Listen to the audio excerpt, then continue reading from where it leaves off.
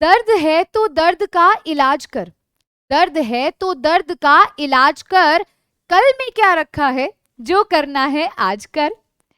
भूल जा जो हुआ आज ही अब कर इसे, भूल जा जो हुआ आज ही अब कर इसे, लहरों से आगे निकल कर अपनी नौका पार कर।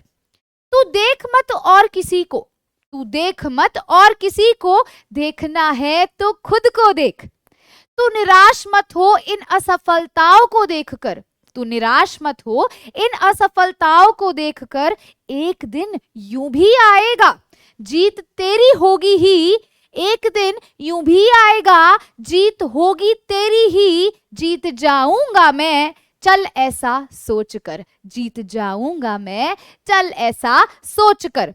मनुष्य क्या कर सकता नहीं, मनुष्य क्या कर सकता नहीं, सोच ऐसा रोज तू, जीत आएगी कभी मेहनत के आगे हार कर, जीत आएगी कभी मेहनत के आगे हार कर।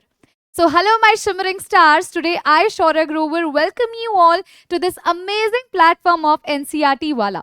So, my dear students, today we are going to start with lecture number 5 based on the chapter Aldehyde, Ketone and Carboxylic Acid.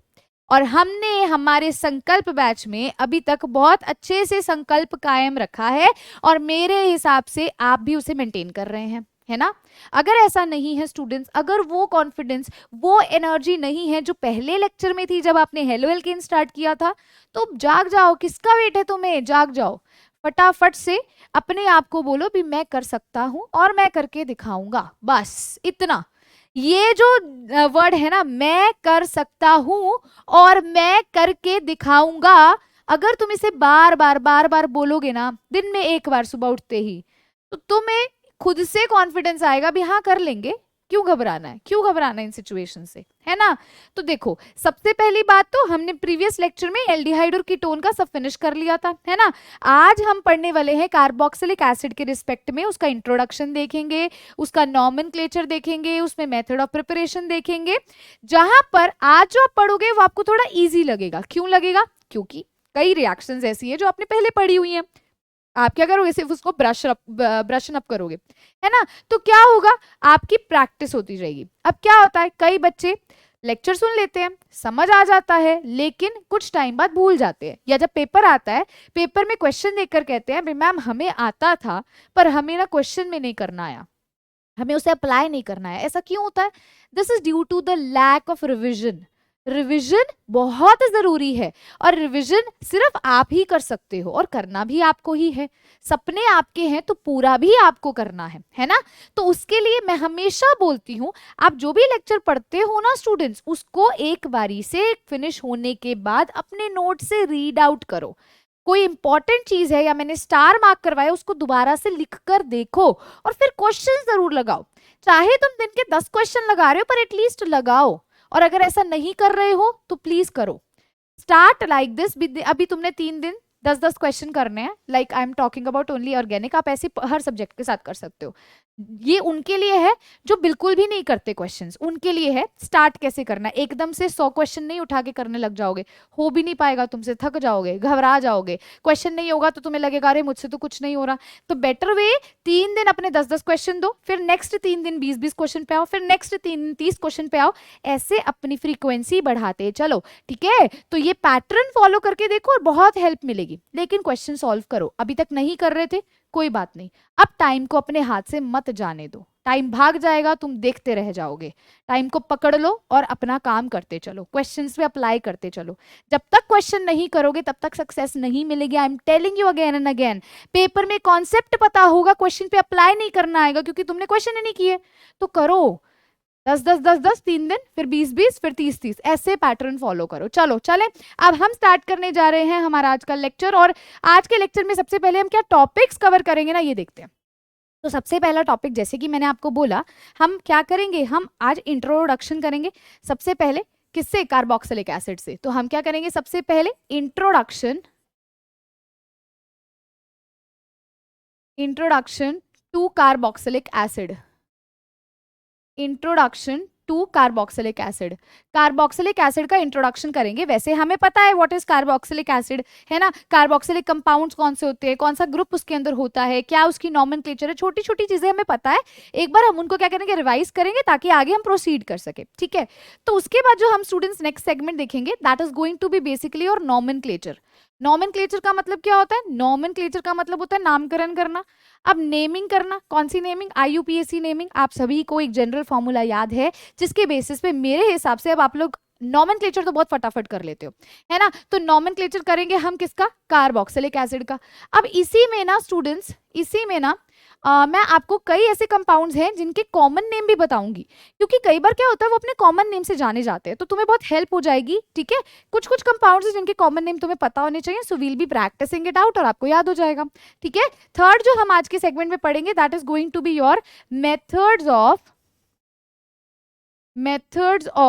Preparation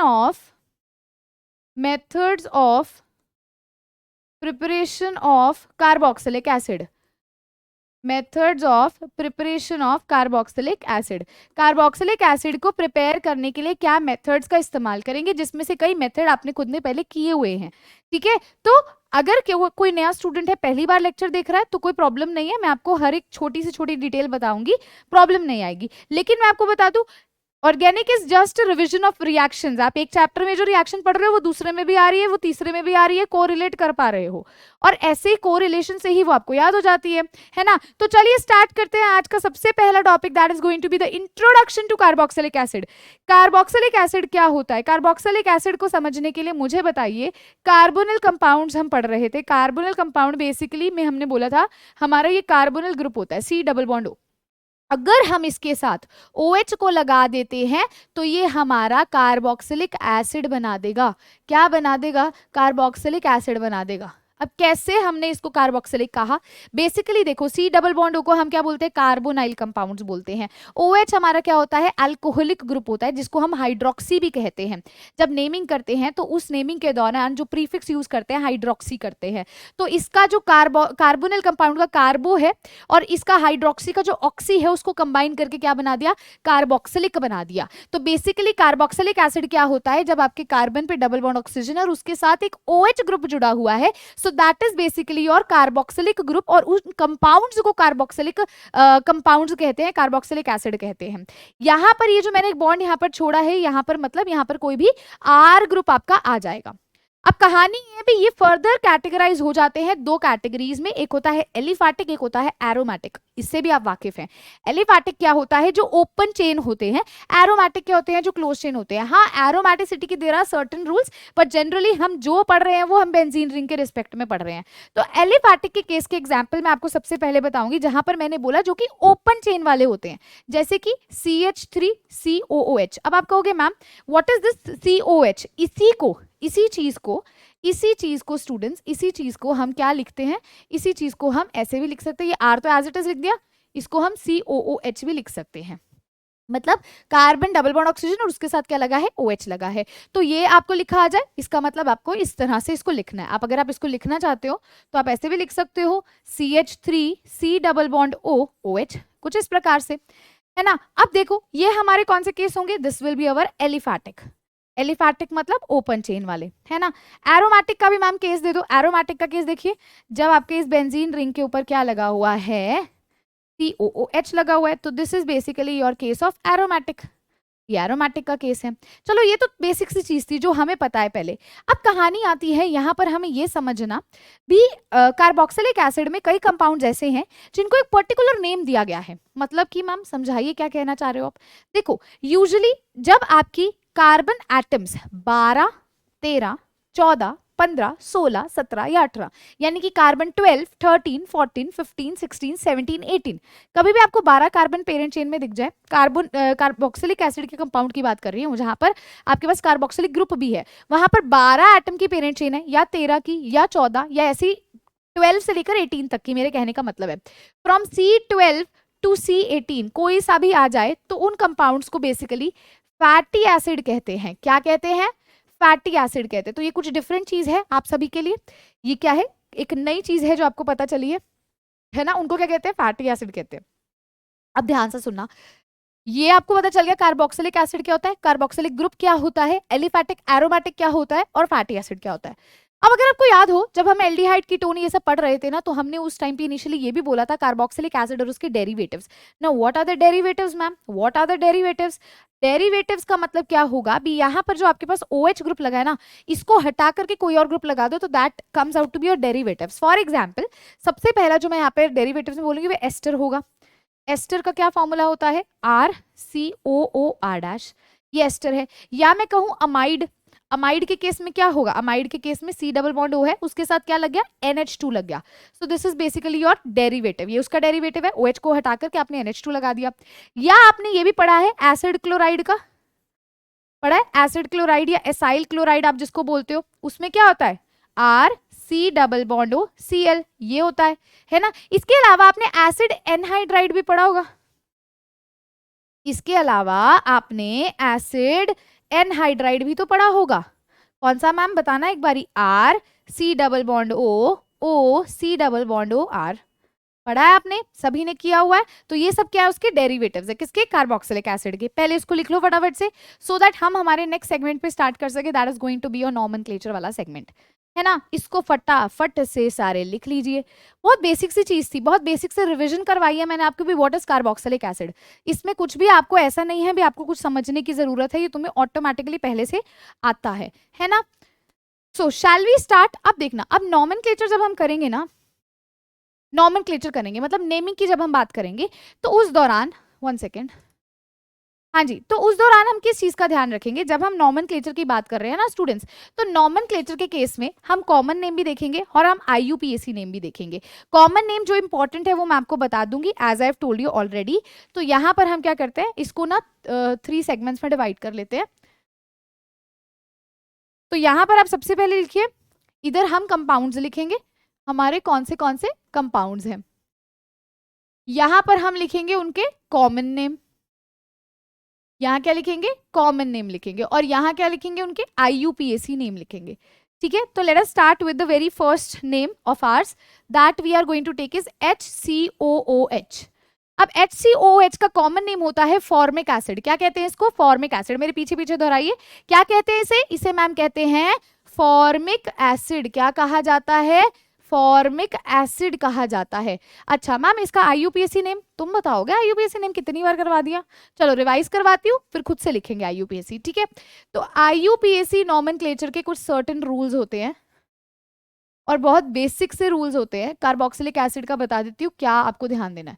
IUPAC nomenclature में जब भी आप नेमिंग कर रहे हो, अच्छा आपने बहुत प्रैक्टिस कर ली है, तो आप क्या कर सकते हो, प्रीफिक्स से सफिक्स की तरफ डायरेक्टली जा सकते हो, लेफ्ट टू राइट डायरेक्टली लिख सकते हो। But I always suggest my students भी तुम पहले ना सेंटर वाला काम करो। सेंटर पे क्या लिखना है, सेंटर पर लिखना है वर्ड रूट।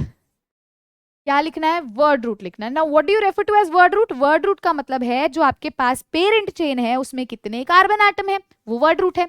अच्छा मैम, पेरेंट चेन में कितने कार्बन एटम है, अच्छा अगर एक कार्बन है तो क्या होगा, था सा जवाब दो। देखो प्रैक्टिस तो ये है ना, खुद को जवाब दो, खुद को एनालाइज दो, खुद को मार्क्स दो और फिर खुद को ट्रीट भी दो भी मैंने सही दिया। तो मेरे पीछे पीछे पहले मैंने पूछा कार्बन 1 है तो क्या होगा, तुमने जवाब दिया मिथ होगा। कार्बन 2 है तो क्या होगा, इथ होगा। कार्बन 3 है तो क्या होगा, प्रॉप होगा। कार्बन 4 है तो क्या होगा, ब्यूट होगा। कार्बन 5 है तो क्या होगा, पेंट होगा। 6 है तो क्या होगा, हेक्स होगा।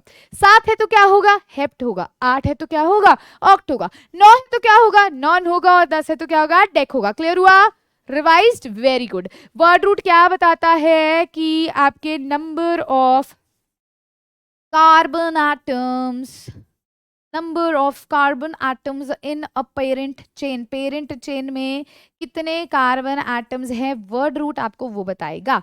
वर्ड रूट के राइट हैंड साइड पर क्या लिखा जाता है, प्राइमरी सफिक्स लिखा जाता है। अब ये क्या चीज है, ये क्या चीज है मैम बताइए। प्राइमरी सफिक्स होता है, ये बताता है bond between carbon and carbon.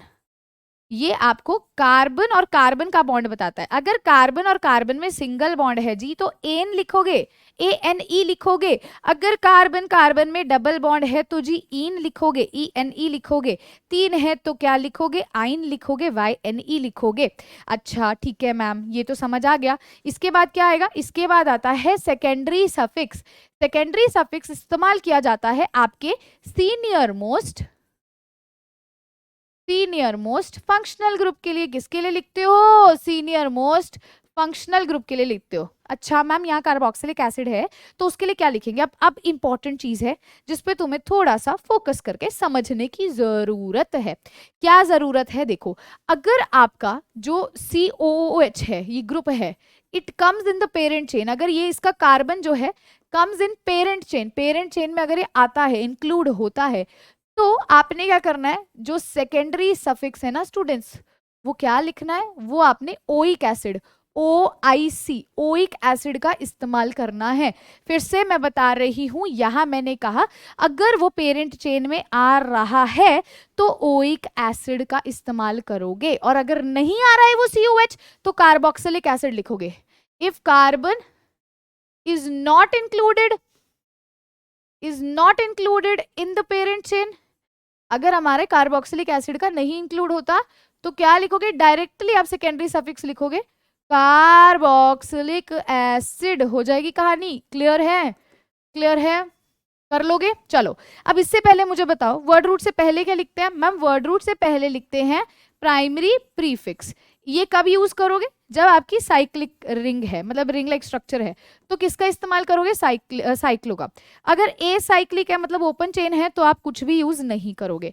अगर बंद है, कंपाउंड रिंग लाइक स्ट्रक्चर है, क्लोज रिंग लाइक स्ट्रक्चर है, साइक्लो लिखोगे, वरना कुछ भी नहीं लिखोगे। इससे पहले क्या लिखते हैं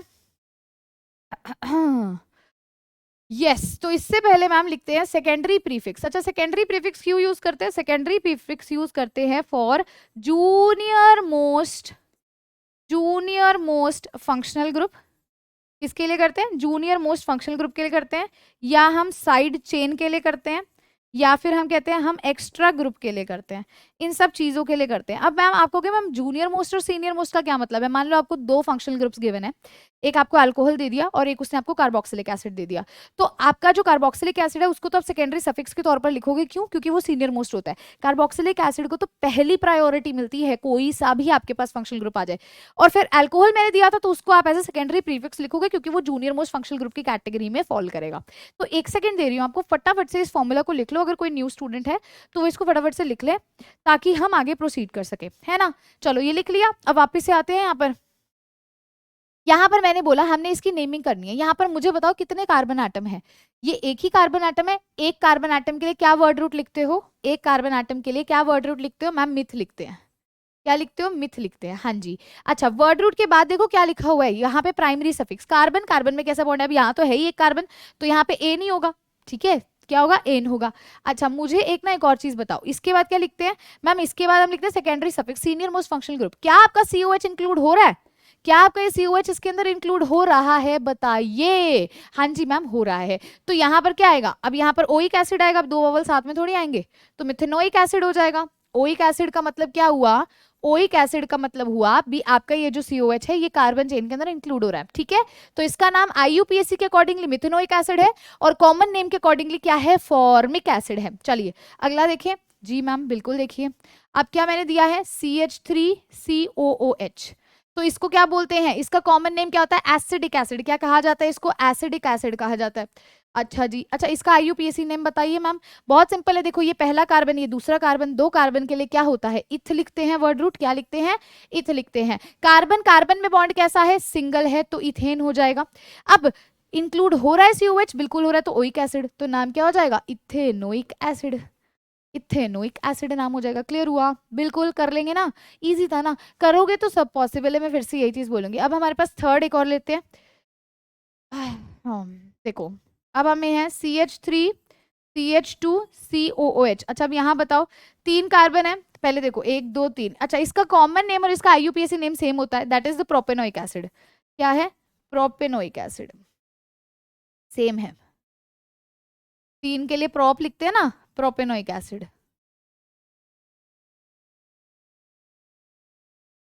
ठीक है, क्लियर हुआ। अच्छा, अब एक बहुत इंटरेस्टिंग सा देती हूँ। मान लो तुम्हें ये दिया है COH और COH। अब कुछ ये गिवन है, ये क्या होता है? पहली बात तो इसको ऑक्सैलिक एसिड कहते हैं। क्या कहते हैं इसको? Oxalic acid.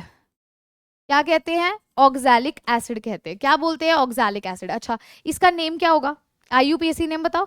देखो, इसको नंबरिंग करोगे, मान लो आपका ये पहला कार्बन, ये दूसरा कार्बन, दो कार्बन के लिए क्या लिखते हैं? इथ लिखते हैं। क्या लिखते हैं? इथ लिखते हैं। कार्बन कार्बन में कैसा बॉन्ड है? सिंगल बॉन्ड है, तो एन आएगा। अब मुझे बताओ, दो COH ग्रुप है, दो के लिए क्या लिखोगे? डाई का इस्तेमाल करोगे। दो के लिए क्या लिखते हैं? डाई लिखते हैं। दो के लिए क्या लिखा? डाई लिखा। और क्या है दो? क्या है? दो COH है जो कि इंक्लूड हो रहा है पेरेंट चेन में, तो डाइओइक एसिड आ जाएगा। ठीक है, इथेन डाइओइक एसिड आ जाएगा। क्लियर हुआ सभी को? क्लियर हुआ सभी को? लिखो इसको फटाफट। अच्छा, एक और करो, उसका फिर नेम मैं बताती हूँ तुम्हें, पहले खुद से ट्राई करना। COOH CH2COOH, खुद से ट्राई करो। इसका IUPAC नेम खुद से ट्राई करो फटाफट से। मैं तब तक इसका वो नेम बता देती हूँ, इसको मेलोनिक एसिड कहते हैं। IUPAC नेम तो खुद बताओगे, खुद बताओगे, सिंपल है, बहुत सिंपल है। IUPAC नेम खुद बताएंगे सभी, बताइए क्या होगा? अच्छा मैम, यहाँ पर ना 3 कार्बन आटम है, ठीक है, 1 है, 2 है, 3 है। 3 कार्बन के लिए हम प्रॉप लिखते हैं। कार्बन कार्बन में सिंगल बॉन्ड है तो एन लिखेंगे। अच्छा, अब यहाँ पर मैम हमारे पास 2 कार्बोक्सिलिक हमारे जो ग्रुप है वो फर्स्ट नंबर पे है और थर्ड पर है, तो प्रोपेन के बाद क्या आएगा? डैश, फिर क्या आएगा? 1, फिर कॉमा, फिर 3। नंबर्स के बीच में कॉमा आएगा, अल्फाबेट और नंबर के बीच में डैश आएगा। अब क्या है? 2 डाई लिखेंगे। क्या है? 2 हमारे पास ओइक एसिड है, क्योंकि वो पेरेंट चेन में इंक्लूड हो रहा है, तो इसका नाम क्या हो जाएगा? Propane 1,3 dioic acid. क्लियर हुआ सभी को? इनके कॉमन नेम पूछे जाते हैं, इस वजह से मैंने आपको लिखवा दिया है। क्या सभी को क्लियर हो गया? हो गया, चले आगे। अच्छा, कुछ और हैं जो आप लिख लो।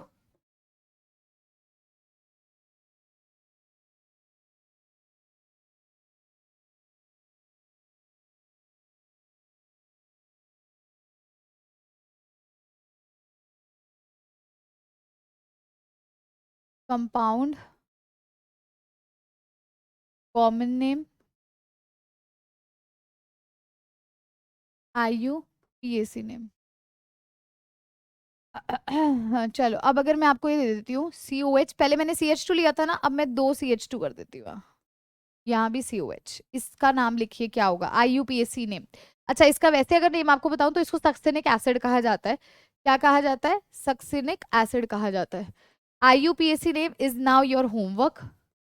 आपने होमवर्क क्वेश्चन नंबर 1 करके इसका आंसर लिखना है।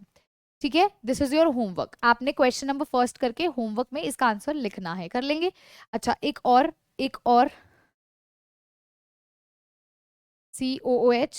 CH2 का thrice, COOH, this is CH का थ्राइस। एक सेकेंड। अच्छा, इसको क्या बोलते हैं? इसको ग्लूटारिक एसिड कहते हैं। अब मुझे इसका भी तुमने बताना है।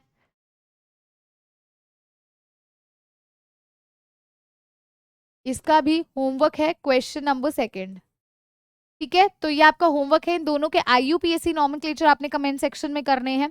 कर लेंगे सभी? कर लेंगे। अच्छा चलो, अब जो बेंजीन सब्स्टिट्यूटेड लाइक कंपाउंड्स थे उनका भी देख लेते हैं, मतलब एरोमेटिक वालों का देख लेते हैं।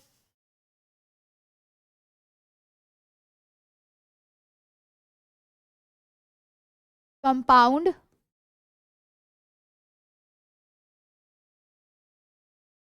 कॉमन नेम, IUPAC नेम, है ना? चलो, अब मान लो तुम्हें कुछ ऐसा गिवन है, ये हमारी बेंजीन रिंग, इस पे COOH लगा है, तो इसको क्या बोलेंगे? इसको क्या बोलेंगे? इसको डायरेक्टली बोलते हैं बेंजोइक एसिड। इसका कॉमन नेम और IUPAC नेम दोनों सेम है। इसको क्या बोलते हैं? Benzoic acid. क्या कहते हैं इसको? इसको कहते हैं बेंजोइक एसिड कहा जाता है। क्या क्लियर हुआ? क्लियर हुआ। अच्छा, अब ये कंपाउंड का शायद तुम्हें नेम याद होगा, अगर आपके COH दोनों साथ वाले कार्बन पे लगे हो इस तरह से, तो इसको क्या कहते हैं? इसका कॉमन नेम क्या होता है? Phthalic acid. थैलिक एसिड, इसका P साइलेंट होता है, थैलिक एसिड। क्या है इसका कॉमन नेम? थैलिक एसिड है। अच्छा, अब अगर मुझे इसकी नॉमेनक्लेचर करनी है तो नॉमेनक्लेचर कैसे होगी? बहुत सिंपल है, इनको नंबरिंग दे दो, ये आपका फर्स्ट ले लो, ये सेकंड ले लो, ठीक है। तो अब आपको पता है आप क्या करते हो, यहाँ वर्ड रूट वाला केस नहीं है, सीधा बेंजीन लिखा जाता है। क्या लिखते हैं? सीधा बेंजीन। अब नंबर बताओ, नंबर है फर्स्ट पे और सेकंड पर, क्या है? कार्बोक्सिलिक ग्रुप है, तो डाई लिखेंगे। अब मुझे बताना, ये 1 है, ये सेकंड है, थर्ड कार्बन, फोर्थ, फिफ्थ और सिक्स्थ, क्या ये COH और COH पेरेंट चेन में आ रहे हैं? नहीं आ रहे हैं ना, नहीं आ रहे हैं ना, बेंजीन के अंदर तो नहीं आ रहे हैं ना, उसके ऊपर लगे हुए हैं। तो क्या आएगा? डाई कार्बोक्सिलिक एसिड आएगा। इस बार ओइक एसिड नहीं आएगा, इस बार कार्बोक्सिलिक एसिड आएगा। जब वो इंक्लूड हो रहा है पेरेंट चेन में तो ओइक लिखोगे, नहीं हो रहा है तो कार्बोक्सिलिक एसिड का इस्तेमाल किया जाएगा। कर लोगे? अच्छा, एक और करें, लास्ट इसी के अंदर करते हैं।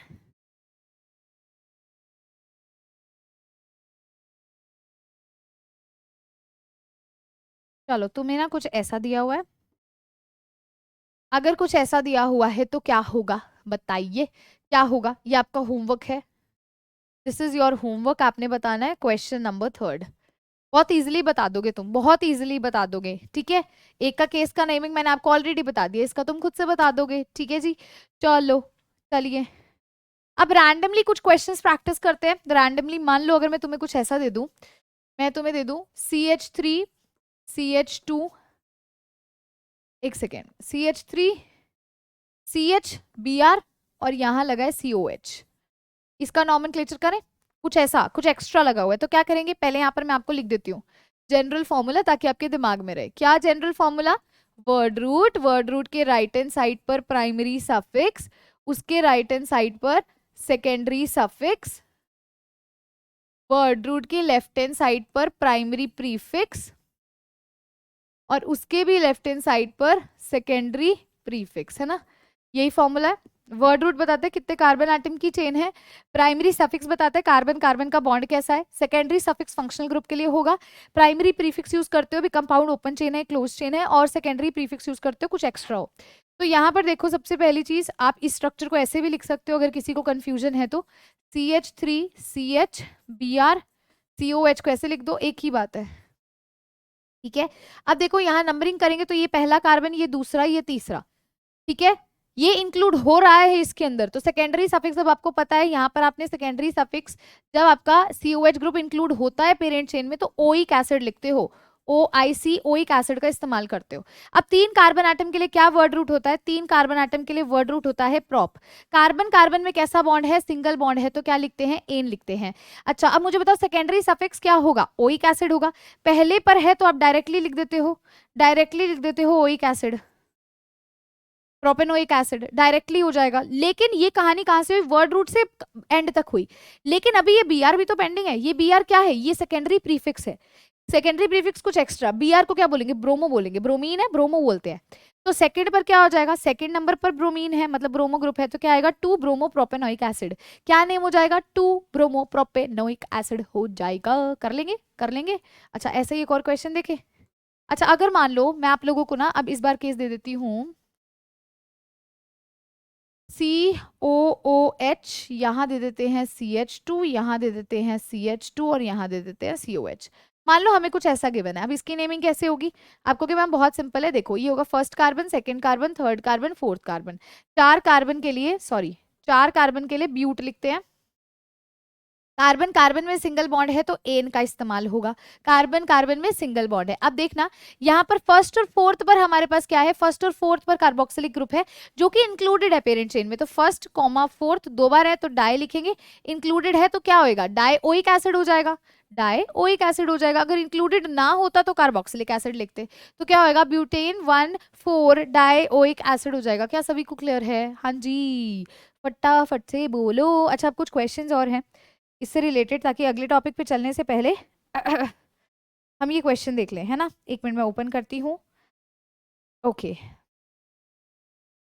सो there are some questions for you, let us practice that also before moving to the next part. अच्छा, अब अगला क्वेश्चन क्या है? यहाँ लगा है COOH और यहाँ पर आपका लगा है Br। चलो ये बताओ क्या नेम होगा इसका, क्या नेम होगा इसका? आप कहोगे मैम COH वाले इस कार्बन को प्रायोरिटी, ये फर्स्ट, ये सेकंड, ये थर्ड, फोर्थ और फिफ्थ। 5 कार्बन एटम की वर्ड रूट को क्या बोलते हैं? पेंट बोलते हैं, है ना। वर्ड रूट के बाद क्या आता है? Primary suffix. कार्बन कार्बन में बॉन्ड कैसे? इन सभी कार्बन में सिंगल बॉन्ड है तो एन आएगा। क्या आएगा? सिंगल बॉन्ड है तो हम एन का इस्तेमाल करते हैं। अब यहाँ पर मुझे बताओ, क्या ये COH इंक्लूडेड है पेरेंट चेन में? नहीं है ना, बाहर है ना, तो कार्बोक्सिलिक एसिड लिखेंगे। किस नंबर पर है? फर्स्ट पर है, तो पेंटेन 1 कार्बोक्सिलिक एसिड। क्या आएगा? Pentane 1 carboxylic acid. क्योंकि ये इंक्लूडेड नहीं है तो ओइक एसिड नहीं लिखेंगे, कार्बोक्सिलिक एसिड लिखेंगे। अच्छा, अब इससे पहले आ जाओ, प्राइमरी प्रीफिक्स। कंपाउंड क्या है? साइक्लिक है, तो क्या लिखेंगे? साइक्लो का इस्तेमाल करेंगे। क्या लिखेंगे? साइक्लो। अच्छा, सेकेंडरी प्रीफिक्स कुछ एक्स्ट्रा, क्या एक्स्ट्रा है? Br एक्स्ट्रा है। किस पर है? सेकंड नंबर पर, तो क्या आएगा? 2 ब्रोमो साइक्लोपेंटेन 1 कार्बोक्सिलिक एसिड। क्या सभी को ये क्लियर हुआ? हुआ। चलो तुम लोग ये लिखो, मैं अगला क्वेश्चन लिख देती हूँ इतने में। तुम लोग इसको लिखो, मैं अगला लिख लेती हूँ यहाँ पर, है ना।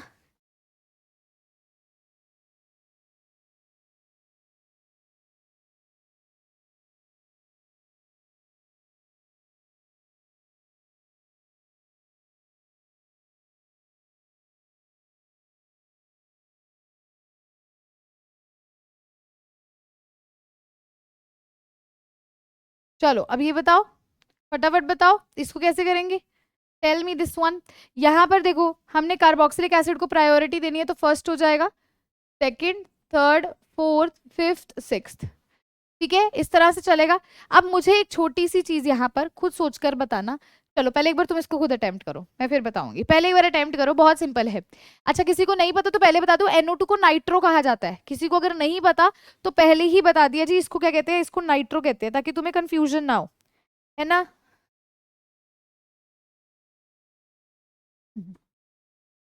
मैंने आपको बोला था, जब आपको ऐसा कुछ देखने को मिले उसको डायरेक्टली बेंजीन लिख दो। डायरेक्टली क्या लिख दिया? बेंजीन लिख दिया। अच्छा, मुझे एक बात बताओ, क्या ये COH इंक्लूडेड है? नहीं है, तो बेंजीन 1 कार्बोक्सिलिक एसिड तो हो गया। क्या ये सही है? नहीं, क्यों नहीं है? क्यों नहीं है? क्यों नहीं है मैम? ये देखो, इधर आओ, वापस आओ, देखो यहाँ क्या बोलते हैं इसको? बेंजोनोइक एसिड कहते हैं। क्या कहते हैं? डायरेक्टली बेंजोनोइक एसिड कहते हैं जब बेंजीन पर COH लगा है। तो ये वाला काम आसान हो गया, बेंजेनोइक एसिड। क्या काम आसान हो गया? इसको हमने डायरेक्टली क्या लिख दिया? बेंजोनोइक एसिड। मतलब ये कहानी और ये कहानी खत्म, बस अब NO2 बताना है। NO2 सेकंड पर है, फोर्थ पर है, सिक्स्थ पर है, तो क्या आएगा? 2,4,6 तीन है तो क्या लिखेंगे? ट्राई। क्या तीन है? नाइट्रो ग्रुप 3 है, तो क्या आएगा? 2,4,6 ट्राई नाइट्रो बेंजोनोइक एसिड। क्या सभी को क्लियर हुआ? इंटरेस्टिंग था ना क्वेश्चन? इंटरेस्टिंग था ना। चलो एक अब तुम्हारे लिए होमवर्क है, एक क्वेश्चन एज अ होमवर्क है, ये तुमने कमेंट सेक्शन में लिखना है। This is question number 4 as your homework, है ना। चलो क्या है, लिखिए इसको, इसको भी लिख लेते हैं। CH3 CH3 CBr COOH। तुमने इसकी नेमिंग बतानी है। This is the compound that is being provided to you. ये क्वेश्चन नंबर 4 है। 3 क्वेश्चन पिछले में दिए थे ना, अब ये चौथा क्वेश्चन है। इसका आंसर, इसका IUPAC नेम तुमने कमेंट सेक्शन में कमेंट करना है। हो जाएगा? हो जाएगा। चलिए अब स्टूडेंट्स, हम ना छोटी सी बात करते हैं before moving to the methods of preparation वाला topic. Before coming to this topic, let me clear you.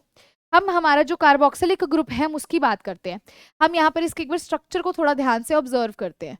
इसका जो स्ट्रक्चर होता है ना कार्बोक्सिलिक ग्रुप वाला, वो क्या होता है? वो रेजोनेंस स्टेबलाइज्ड होता है। वो क्या होता है?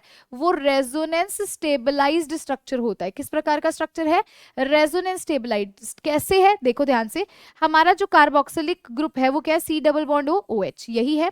आप सभी को पता होगा ऑक्सीजन पर क्या है? Lone pair of electrons.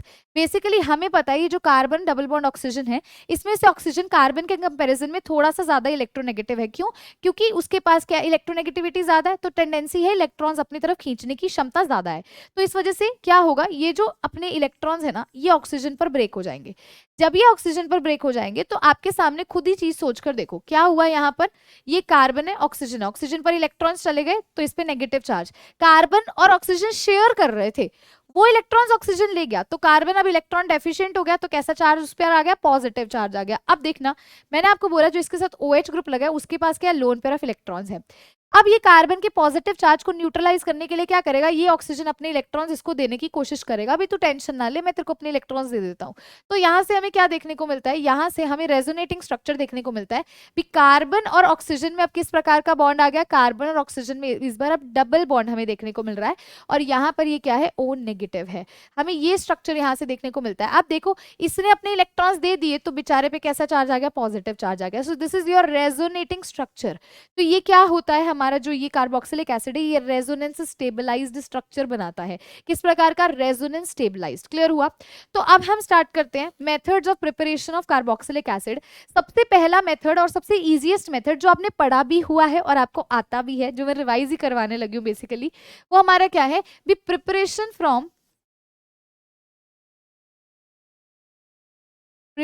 From primary alcohol. Preparation किससे, प्राइमरी अल्कोहल से।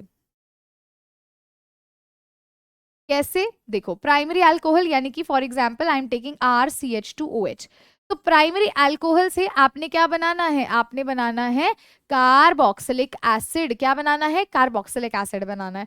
अब देखना ये हमने कल की उसमें भी की थी, क्या हम यूज करते हैं, अभी हमने कार्बोक्सिलिक एसिड बनाना है अल्कोहल की हेल्प से, तो यहाँ पर हम ऑक्सीडाइजिंग एजेंट का इस्तेमाल करेंगे। अगर आपको याद हो हमने अल्कोहल वाले चैप्टर में केमिकल रिएक्शन में देखा था, अभी अल्कोहल कार्बोक्सिलिक एसिड में बहुत जल्दी कन्वर्ट हो जाता है सबसे पहले, लेकिन ये एल्डिहाइड में कन्वर्ट होता है और उसके बाद ये साथ के साथ ही कार्बोक्सिलिक एसिड में कन्वर्ट हो जाता है। यहाँ पर आप किस चीज का इस्तेमाल करते हो, यहाँ पर आप यूज करते हो स्ट्रॉन्ग ऑक्सीडाइजिंग एजेंट्स का। किसका, आप स्ट्रॉन्ग ऑक्सीडाइजिंग एजेंट का इस्तेमाल करते हो इस पर्टिकुलर रिएक्शन को अकर करवाने के लिए, जैसे कि KMNO4 का इस्तेमाल करते हो, या फिर K2Cr2O7 का इस्तेमाल करते हो, या फिर अगर आपको याद हो तो जोन्स रिएजेंट जो है आप उसका भी इस्तेमाल करते हो, उसका भी इस्तेमाल करते हो। अब बेसिकली सॉरी इसमें ना सिंगल है ना आएगा आई गेस, स्पेलिंग देख लेना ठीक है। जोन्स रिएजेंट जो है इसका इस्तेमाल करते हो। जोन्स रिएजेंट क्या होता है अगर किसी को नहीं पता मैं बता देती हूँ, इसका मतलब है CrO3 + H2SO4, ये जोन्स रिएजेंट है। तो ये सभी क्या है, स्ट्रॉन्ग ऑक्सीडाइजिंग एजेंट की तरह काम करेंगे, जहां पर वो प्राइमरी अल्कोहल को किस में कन्वर्ट करवा देंगे, आपके कार्बोक्सिलिक एसिड में करवा देंगे। ठीक है, ये तो था प्राइमरी अल्कोहल की कन्वर्जन डायरेक्टली। अब अगर मान लो यहां पर आप प्रिपरेशन कर रहे हो फ्रॉम एल्डिहाइड, आप एल्डिहाइड से बनाना चाहते हो तो आप माइल्ड ऑक्सीडाइजिंग एजेंट का यूज कर सकते हो। आप क्या करते हो, RCHO से आपने बनाना है RCOH। यहाँ पर तो क्या हो रहा था, अल्कोहल मतलब फटाफट पहले एल्डिहाइड में को साथ के साथ कार्बोक्सिलिक में हो जाएगा, टाइम नहीं लगाएगा क्योंकि बहुत स्ट्रॉन्ग ऑक्सीडाइजिंग एजेंट्स है। लेकिन यहाँ पर क्या आप माइल्ड ऑक्सीडाइजिंग एजेंट का भी यूज कर सकते हो क्योंकि आप एल्डिहाइड से कार्बोक्सिलिक एसिड बना रहे हो। अब यहाँ पर हम किनका इस्तेमाल करते हो, यहाँ पर आप टॉलेंस रिएजेंट का या तो इस्तेमाल करते हो, किसका, टॉलेंस रिएजेंट का, या फिर आप किसका इस्तेमाल करते हो, फेलिंग सोल्यूशन का। किसका यूज करते हो, फेलिंग सोल्यूशन का। तो बेसिकली आप इनका यूज करके क्या कर लेते हो, कार्बोक्सिलिक एसिड यहाँ से प्रिपेयर कर लेते हो। क्लियर हुआ। पहले ना इसको फटाफट से लिख लो स्टूडेंट्स, इसको पहले लिख लो ताकि हम आगे प्रोसीड कर सकें।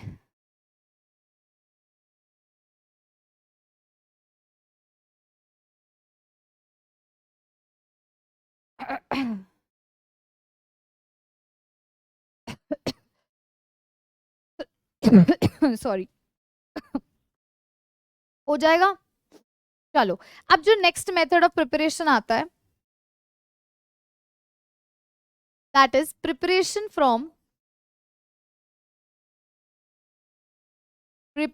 From alkyl benzene. किससे प्रिपरेशन है, एल्काइल बेंजीन से प्रिपरेशन है। मतलब कि मान लो बेंजीन रिंग के ऊपर क्या लगा है, CH3 लगा है या कोई भी कार्बन का ग्रुप लगा है, तो आपने इससे प्रिपेयर करना है। ठीक है, इससे जो आप प्रिपेयर करते हो वो बेंजोइक एसिड प्रिपेयर होता है। क्या प्रिपेयर होता है, बेंजोइक एसिड। क्या प्रिपेयर होगा, बेंजोइक एसिड प्रिपेयर होगा।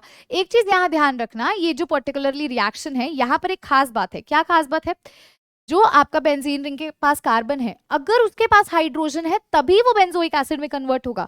अगर उसके पास हाइड्रोजन नहीं है तो it won't be converting into benzoic acid. कैसे, देखो यहाँ पर ये हो गया। अगर मान लो मैं एक ऐसा केस ले लूं, अगर मान लो मैं यहाँ क्या लेती हूँ, CH2CH3, एक हाइड्रोजन हटा करके मैंने क्या कर दिया, उसकी जगह CH3 लगा दिया, तो अब भी डायरेक्टली बेंजोइक एसिड में ही कन्वर्ट होगा। डोंट गेट कंफ्यूज्ड भी, यहाँ 2 कार्बन है तो यहाँ CH2COH आ जाएगा, नहीं।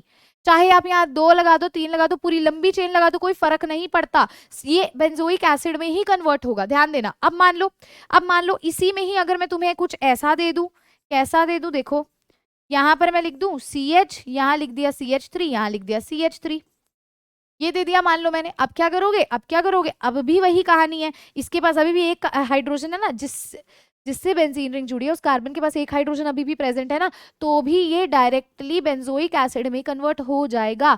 लेकिन लेकिन अब ध्यान दीजिएगा एवरीबॉडी, देखो यहाँ पर अगर मैं तुम्हें ये दे दूं, ऐसे बोलूं यहाँ पर ये कार्बन है, एक CH3 इधर है, एक CH3 इधर है, और एक ही CH3 यहाँ आ गया, मतलब अब जो कार्बन बेंजीन रिंग से जुड़ा है उसके पास एक भी हाइड्रोजन नहीं है, तो यहां पर बेंजोइक एसिड नहीं बनेगा। The carbon must have hydrogen, उसके पास हाइड्रोजन होने जरूरी है। Is that clear to you all? क्या ये आपको क्लियर हो गया? इसको पहले नोट कर लो, ये बहुत इंपॉर्टेंट है, बहुत इंपॉर्टेंट मेथड ऑफ प्रिपरेशन है, सो दैट हम नेक्स्ट मेथड ऑफ प्रिपरेशन पे चलेंगे।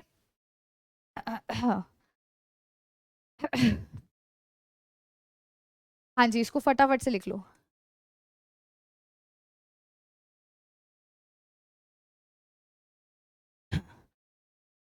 Okay, so shall we start? चलो अब हम प्रिपरेशन करेंगे फ्रॉम एल्कीन, ठीक है? अब हम प्रिपरेशन करेंगे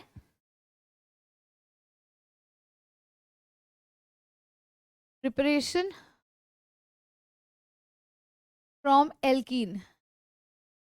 एल्कीन से कैसे प्रिपेयर कर सकते हैं? देखो एक जनरल एग्जांपल लेते हैं, अगर मैं आपको दे देती हूँ RCH डबल बॉन्ड CH और R डैश ले लेते हैं, अलग अलग ले लेते हैं, एक बार R ले लेते हैं, एक बार R डैश लेते हैं। अब ये जो रिएक्शन है ना, ये KMnO4 की प्रेजेंस में भी हो सकती है और K2Cr2O7 की प्रेजेंस में भी हो सकती है।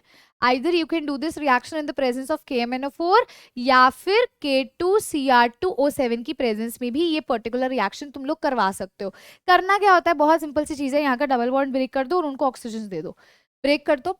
इसको अगर आप क्या दोगे, यहाँ पर भी ऑक्सीजन दोगे, इधर भी दोगे, क्या बन जाएगा RCOH, और इधर से इसको दोगे तो ये बनेगा R-COH। ठीक है, ठीक है, क्लियर है कहानी? एक और रिएक्शन देखें इसी में ही समझने के लिए, अगर मान लो हमें गिवन है RCH double bond CH2, again the reaction is occurring either in KMnO4 या फिर वो K2Cr2O7 की प्रेजेंस में हो रही है।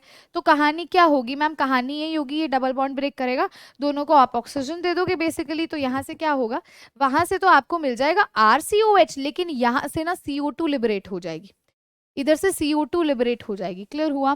कर लोगे इस तरह के आपसे क्वेश्चन वो पूछ सकता है। अच्छा, इसके अलावा एक और रिएक्शन देख लेते हैं। इसके अलावा अगर मैं आपको इस बार क्या देती हूँ, थोड़ा डिफरेंट दे देती हूँ मैं आपको, सब उसके ऊपर ब्रांचिंग करके कोई केस देती हूँ। जैसे आपको RCH दिया है, इसके साथ अब कार्बन जोड़ा और इस पे हमने ना 2 ग्रुप्स लगा दिए, ठीक है? कहानी वही है, इनकी एल्कीन है तो इसके बीच में डबल बॉन्ड कर देते हैं, वैलेंसी पूरी होगी ना। इसको ब्रेक कर दो, ब्रेक करोगे तो देखो ये तो वही बनेगा, RCOOH बनेगा। यहाँ क्या होगा, इसको जब ऑक्सीजन मिलेगा तो कार्बन पे क्या आ गया, ऑक्सीजन आ गया, और एक तरफ R' और एक तरफ R है, तो यहाँ से कीटोन भी साथ में आपको ऑब्टेन हो जाएगा। क्लियर हुआ? ठीक है, तो ये क्या है कि ये प्रिपरेशन है एल्कीन की हेल्प से, ठीक है? अब देखना, अब हम करते हैं ओजोनोलाइसिस। अब क्या है, अब है प्रिपरेशन, दैट इज ओजोनोलाइसिस। अब क्या है, ओजोनोलाइसिस है। ओजोनोलाइसिस अगर आपको याद होगा, हमने कितनी बार पढ़ लिया, ओजोनोलाइसिस होती है O3 की reaction in the presence of Zn, है ना? अब बेसिकली इसमें भी हम क्या करते हैं, एल्कीन लेते हैं। अगर मान लो हमने एल्कीन लिया RCH double bond CH R', ozonolysis करवाने लगे हैं O3 की Zn के साथ, और हाइड्रोलाइसिस उसके बाद होगी। तो आपको पता है अगर रिडक्टिव ओजोनोलाइसिस है तो ये हमने ऑलरेडी पहले पढ़ा हुआ है, क्या बनेगा यहाँ से, एल्डिहाइड बनेगा। क्या बनेगा यहाँ से, अगर आपको याद है हमने ये पहले पढ़ा है, अगर रिडक्टिव ओजोनोलाइसिस हो रही है तो क्या बनता है, यहाँ से एल्डिहाइड की फॉर्मेशन होती है, RCHO बनता है, और ये वाला बॉन्ड भी ब्रेक करेगा तो R-CHO बनेगा। Is it clear? क्या सभी को क्लियर है? लेकिन ध्यान देना, ये कौन सा मैंने बोला, ये रिडक्टिव ओजोनोलाइसिस बोली, रिडक्टिव। अगर आपकी यहां से ऑक्सीडेटिव ओजोनोलाइसिस होती है, क्या होती है, ऑक्सीडेटिव ऑक्सीडेटिव ओजोनोलाइसिस होती है, तो उस दौरान आपका यहाँ से क्या बनेगा, कार्बोक्सिलिक एसिड बनेगा, उस दौरान कार्बोक्सिलिक एसिड बनेगा। उस दौरान अब इसको तोड़ोगे, दोनों को ऑक्सीजन दे दोगे तो आपको 2 कार्बोक्सिलिक एसिड ऑब्टेन होंगे। लेकिन रिडक्टिव के केस में ऐसा नहीं होगा, रिडक्टिव के केस में एल्डिहाइड आपको ऑब्टेन हो जाएगा। क्लियर हुआ? Everyone, is it clear to you? So shall we proceed to the next method of preparation, that is from nitrile and amine? क्या है अगला मेथड ऑफ प्रिपरेशन? अगला मेथड ऑफ प्रिपरेशन है preparation from nitrile and amine. Nitrile और amine से आप किस तरह से प्रिपेयर कर सकते हो, अब हमारे पास ये है। अब देखना ध्यान से, मैं नाइट्राइल ले रही हूँ, जैसे कि RC∭N, मैंने ये नाइट्राइल ले लिया। अब मैं ना यहाँ पर क्या करवाती हूँ, इसकी हाइड्रोलिसिस करवाती हूँ। हाइड्रोलिसिस के दौरान आप देखना क्या होगा, हमारे पास ना यहाँ से 2 बॉन्ड ब्रेक होंगे। ध्यान से सुनना जो मैं आपको यहाँ समझाना चाह रही हूँ। यहाँ से कार्बन नाइट्रोजन के 2 बॉन्ड ब्रेक होंगे, वाटर यहाँ पर ऐड होगा। मतलब इसको देखो, जो नाइट्रोजन है वो कार्बन के कंटेक्स्ट में ज्यादा इलेक्ट्रोनेगेटिव है, तो नाइट्रोजन को ये 2 H मिल जाएंगे और कार्बन को क्या मिल जाएगा, ऑक्सीजन। तो यहाँ से क्या बनेगा, RC, और उसको ऑक्सीजन मिल गया तो डबल बॉन्ड हो, और सिंगल बॉन्ड रह गए इन दोनों के बीच में, और नाइट्रोजन को क्या मिल गए, 2 H मिल गए।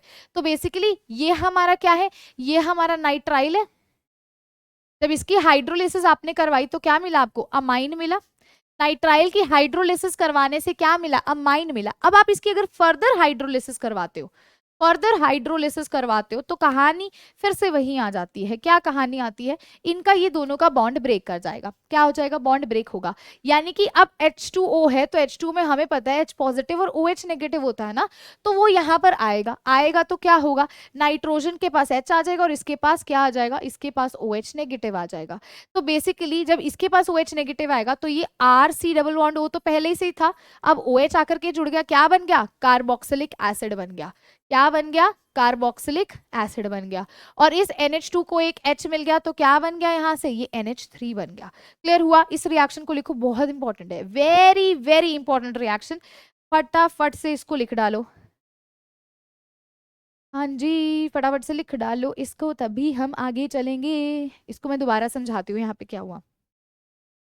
यहाँ पर हमने स्टूडेंट्स नाइट्राइल लिया। Now what is nitrile, basically nitrile is basically RC∭N। ठीक है, हमने इसकी हाइड्रोलिसिस करवाई। हाइड्रोलिसिस करवाने का क्या मतलब है मैम, कि यहाँ पर वाटर आएगा तो इसके 2 बॉन्ड यहाँ ब्रेक हो रहे हैं। नाइट्रोजन कार्बन के कंटेक्स्ट में ज्यादा इलेक्ट्रोनेगेटिव है। इलेक्ट्रोनेगेटिव का मतलब tendency to attract shared pair of electron towards itself, है ना। तो अगर ये ज्यादा इलेक्ट्रोनेगेटिव है तो 2 हाइड्रोजन इसको मिल जाएंगे, ये NH2 बना देगा, और कार्बन पे ऑक्सीजन आ जाएगा तो C डबल बॉन्ड आ गया। अब ये क्या है, अमाइन बन गया।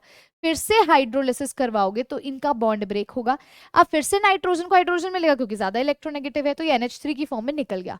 इसको OH मिलेगा, ये पहले से ऐसा था, इसको OH मिल गया तो कार्बोक्सिलिक एसिड बन गया। कर लेंगे ना, सिंपल सा था ना, इसमें तो कुछ भी नहीं था। अच्छा, अब नेक्स्ट मेथड ऑफ प्रिपरेशन जो आता है, that is preparation from Grignard reagent. Preparation from Grignard reagent. अच्छा, ग्रिग्नार्ड रिएजेंट से आप किस तरह से प्रिपेयर कर सकते हो, अब ये क्वेश्चन आता है। ग्रिग्नार्ड रिएजेंट से अब आप सब अवेयर हो, Grignard reagent is basically RMgX। इसको क्या कहते हैं, RMgX, जहां पर हमें पता है R पर नेगेटिव चार्ज है और MgX पे Mg पर पॉजिटिव चार्ज है। यहाँ पर अब आपको क्या बनाना है, कार्बोक्सिलिक एसिड। क्या बनाना है आपने, यहाँ से RC∭OOH, यानी कि आपने कार्बोक्सिलिक एसिड फॉर्म करना है। क्या फॉर्म करना है मैम, कार्बोक्सिलिक एसिड फॉर्म करना है। कैसे कार्बोक्सिलिक एसिड फॉर्म किया जाएगा, खुद सोच कर देखो। यहाँ पर तो कहीं पर कार्बन नहीं दिख रहा, यहाँ पर तो मतलब कार्बन तो दिख रहा, चलो ऑक्सीजन तो नहीं दिख रहा ना, तो क्या करोगे आप, इसकी रिएक्शन CO2 के साथ करवाओगे, वाटर के साथ। तो क्या होगा यहाँ पर आपको कार्बोक्सिलिक एसिड ऑब्टेन हो जाएगा। सिंपल सी बात है, जब ग्रिग्नार्ड रिएक्शन, आप ग्रिग्नार्ड रिएजेंट की रिएक्शन आप CO2 के साथ करवाते हो तो आपको कार्बोक्सिलिक एसिड मिलता है। इसका मैकेनिज्म फटाफट से बता देती हूँ, तुम्हें क्लियर हो जाएगा। देखो, यू ऑल आर अवेयर भी, RMgX को हम ऐसे लिखते हैं, आर नेगेटिव, Mg पर पॉजिटिव चार्ज आता है ना, हमने पढ़ा हुआ है। अब ये इसकी रिएक्शन किसके साथ हो रही है, CO2 के साथ। CO2 को ओपन अप करके लिखे, CO2 का स्ट्रक्चर कुछ इस तरह से होता है, सभी को पता है। अच्छा मुझे बताना है एक बात, कार्बन ऑक्सीजन में से ज्यादा इलेक्ट्रोनेगेटिव कौन है? आपको, मैम ऑक्सीजन है ना, ऑक्सीजन ज्यादा इलेक्ट्रोनेगेटिव है, तो ये बॉन्ड इस पर ब्रेक होगा, ऑक्सीजन पर कैसे चार्ज आएगा, पार्शियल नेगेटिव, और इस पर कैसा है, पार्शियल पॉजिटिव।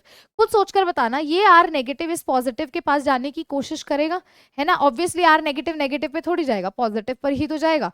क्या बनेगा यहाँ से, ध्यान से सुनना, क्या बनेगा, now you have carbon with you, इसका ये डबल बॉन्ड ऐसे लिख दूं, इस पर आकर के कौन जुड़ गया, आर आकर के जुड़ गया, ये डबल बॉन्ड ऐसे लिख दिया, इस पे आर आकर जुड़ गया, इसके साथ ओ पे नेगेटिव चार्ज है, ओ पर क्या गया, ये बॉन्ड ब्रेक हो गया, ओ पर नेगेटिव, ये MgX पॉजिटिव इस पर आके जुड़ जाएगा, कुछ इस तरह से, ये इस पर आकर के जुड़ जाएगा। अब हम क्या करेंगे, हाइड्रोलिसिस करवाएंगे।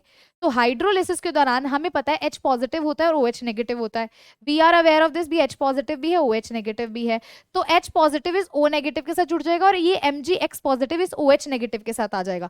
क्या मिलेगा, RC डबल बॉन्ड O, और यहाँ क्या है, OH है, और यहाँ से क्या आ जाएगा, MgOH का X, ये आ जाएगा। क्लियर हुआ, इसको लिखो, पहले दोबारा से एक्सप्लेन करती हूँ यहाँ पर क्या किया है, पहले इसको लिख डालो, कुछ भी नहीं है, सिंपल सी चीज है, लिखोगे तो इजीली समझ आएगा। क्या मैंने किया, मैंने यहाँ पर ग्रिग्नार्ड रिएजेंट लिया था, CO2 के साथ रिएक्शन करवाई, मुझे पता है कार्बन ऑक्सीजन में से ऑक्सीजन ज्यादा इलेक्ट्रोनेगेटिव है, तो जो पाई बॉन्ड के इलेक्ट्रॉन्स है ऑक्सीजन पर जाएंगे, ऑक्सीजन पर गए तो उस पर पार्शियल नेगेटिव आ गया, कार्बन से गए तो कार्बन पे पार्शियल पॉजिटिव आ गया, ये आर नेगेटिव इसके पॉजिटिव पर जाकर के जुड़ जाएगा, ये क्या करेगा, ये आर नेगेटिव इस पर जाके जुड़ा तो RC आ गया, इनके बीच में डबल बॉन्ड होता, उसको हमने एज इट इज लिख दिया, इस ऑक्सीजन पर ये जब जाके जुड़ा तो इनके बीच में सिंगल बॉन्ड रह गया, और ऑक्सीजन पर इलेक्ट्रॉन गए तो उस पर नेगेटिव चार्ज आ गया। अब ये नेगेटिव से कौन जुड़ेगा, ये MgX पॉजिटिव जो बचा था वो जाकर जुड़ गया। अब हाइड्रोलिसिस करवाओगे तो MgX OH नेगेटिव के साथ जुड़ जाएगा, और ये O नेगेटिव इस H पॉजिटिव के साथ जुड़कर क्या बना देगा, कार्बोक्सिलिक एसिड, क्या बना देगा, कार्बोक्सिलिक एसिड। तो सीधी सी बात है, ग्रिग्नार्ड रिएजेंट को जब आप CO2 के साथ रिएक्ट करवाते हो, फिर हाइड्रोलिसिस करवाते हो, तो क्या बनेगा, कार्बोक्सिलिक एसिड बनेगा, हो जाएगा। चले आगे, चलो नेक्स्ट। अच्छा एक सेकंड लिख लो पहले इसको, 2 मिनट लगाओ, फटाफट से लिखो। अपना जो हम प्रिपरेशन कर रहे हैं वो है एसाइल हेलाइड के साथ या एसिड एनहाइड्राइड के साथ, ठीक है, चलिए।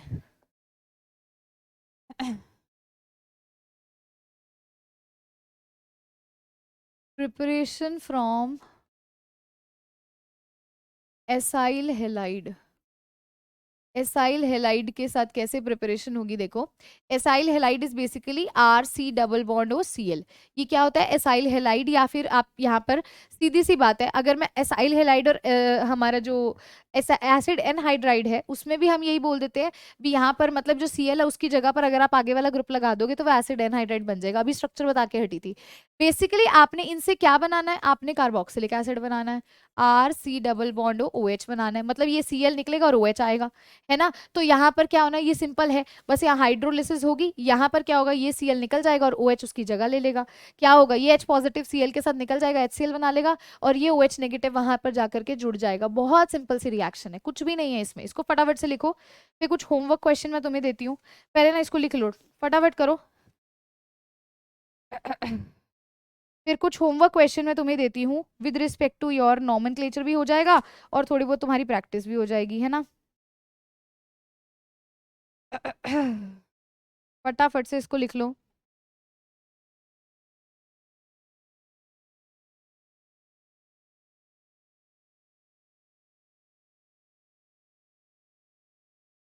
ओके, तो मैं अब कुछ होमवर्क क्वेश्चन है जो तुम्हारे नॉमेनक्लेचर पे बेस्ड है, जो तुमने करने हैं, ठीक है। हाँ जी, तो यहाँ लिखते हैं होमवर्क क्वेश्चंस। अच्छा, मैंने 4 होमवर्क क्वेश्चंस पीछे दे दिए थे, क्वेश्चन नंबर 5 यहाँ दे रही हूँ मैं। क्वेश्चन नंबर 5 है, ठीक है, IUPAC name, IUPAC name of the molecule is, IUPAC name of the molecule is, हमारा जो यहाँ पर IUPAC नेम है इस मॉलिक्यूल का क्या होने वाला है, मैं आपको वो बता रही हूँ। मॉलिक्यूल जो आपको गिवन है, 1 सेकेंड, मॉलिक्यूल है CH3 C double bond O C CH3 double bond CH3 C double bond O OH। आपको ये कंपाउंड गिवन है, आपने इसका IUPAC नेम बताना है। क्वेश्चन सिक्स्थ है, क्वेश्चन सिक्स्थ है IUPAC नेम ऑफ। अब आपको एक और क्वेश्चन यहाँ दिया गया है, ये है CH3 CH2 CH3 CH2 COCl, ये है, ठीक है। ये क्वेश्चन नंबर आपका सिक्स्थ हो जाएगा। चलो ये कर लो, लिखो पहले इसको, फटाफट से लिखो, अगला देती हूँ इसमें। ये क्वेश्चन नंबर सिक्स्थ हो जाएगा। आई होप आप सभी ने लिख लिया। एवरीवन इसको पहले लिख लो, स्ट्रक्चर्स को ड्रॉ कर लो अच्छे से, साथ के साथ सॉल्व करो। इस पे टाइम मत लगाओ, इस पे बिल्कुल टाइम नहीं लगना चाहिए तुम्हारे एंड से, बिल्कुल भी नहीं लगना चाहिए, 1% भी नहीं लगना चाहिए। चलें क्वेश्चन नंबर सेवेंथ पे। चलो क्वेश्चन नंबर सेवेंथ लिखते हैं। क्वेश्चन नंबर सेवेंथ बेसिकली है IUPAC name of, IUPAC name of, तुम्हें यहाँ जो कंपाउंड गिवन है वो दिखा रही हूं मैं। It is basically like this, ये आपका कंपाउंड है, इसका नेम बताना है। क्वेश्चन 8 है IUPAC name of CH3 CH2 COOH। Question 9 है IUPAC name of COOH CH C2H5 CH2 CHOH CH2Cl। Question number 10th यहां लिख रही हूं मैं। क्वेश्चन 10th है CH COOH CH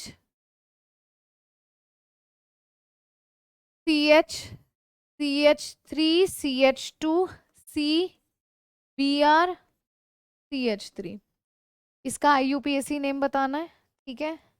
और क्वेश्चन देखते हैं। अच्छा इसको लिखो पहले फटाफट, right it down very fast, इस पे टाइम ना लगाएं, जल्दी जल्दी से लिख लें।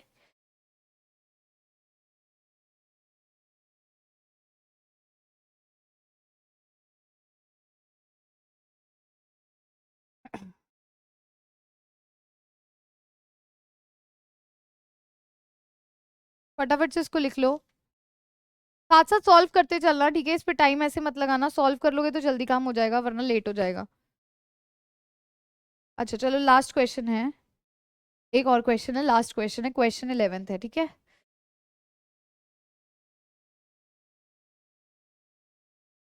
विच इज इनकरेक्ट, आपने बताना है IUPAC के according which is not correct, which is not correct. A option जो आपको यहाँ पर गिवन है, एक सेकेंड, ए ऑप्शन जो आपको यहाँ पर गिवन है, let me open it for you, that is Br CH2 CH double bond CH2, इसका नाम उन्होंने दिया है 1 ब्रोमो प्रॉप 2 इन, ये नाम दिया है, ठीक है।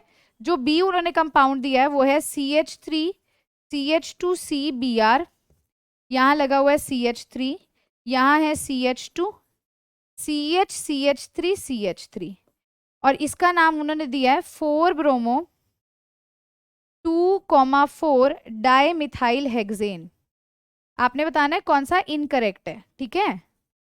और सी ऑप्शन यहाँ पे लिख रही हूं मैं, सी ऑप्शन दिया है CH3 CH, इस पे ऐसे आपकी बेंजीन रिंग लगी हुई है, देन इज CH2 CH3, इसका नाम उसने दिया है 2 methyl 3 phenyl pentane, 2 methyl 3 phenyl pentane, ये दिया है। और डी ऑप्शन जो है, ऊपर लिख देती हूँ, डी यहाँ लिख देती हूँ, डी गिवन है CH3 C double bond O CH2 COOH, ये गिवन है। और इसका नेम उसने दिया है 5 ऑक्सो हेक्सोनिक एसिड। इनकरेक्ट बताना है इसमें, ठीक है। इसको लिख लो पहले, 2 मिनट दे रही हूँ, फटाफट से स्टूडेंट्स इसको लिख डालो। हाँ जी इसको फटाफट से लिख डालो। लिख लिया एवरीवन? लिख लिया? चलो, तो ये स्टूडेंट्स आज का लेक्चर हम यहीं फिनिश करेंगे। बेसिक हमारा लेक्चर था आज कार्बोक्सिलिक एसिड का। कल हम इसकी फिजिकल प्रॉपर्टी, केमिकल प्रॉपर्टी देखेंगे। और यस, मैंने डिसाइड किया हुआ एक आपका लेक्चर ना हम कन्वर्जन पे भी करेंगे, जिसके अंदर मैं सभी चैप्टर्स की कन्वर्जन लेके आऊंगी। So don't worry about it, हम वो भी प्लान करेंगे। तो आज का सेगमेंट यहीं फिनिश करते हैं। यस, एक और चीज, इस होमवर्क के साथ आपने प्रैक्टिस शीट भी सॉल्व करनी है, उसमें क्वेश्चन है, उनको सॉल्व करना आज के टॉपिक के रिस्पेक्ट में, ठीक है, प्रिपरेशन पे बेस्ड है। तो अब आपके लिए कुछ लाइन्स है।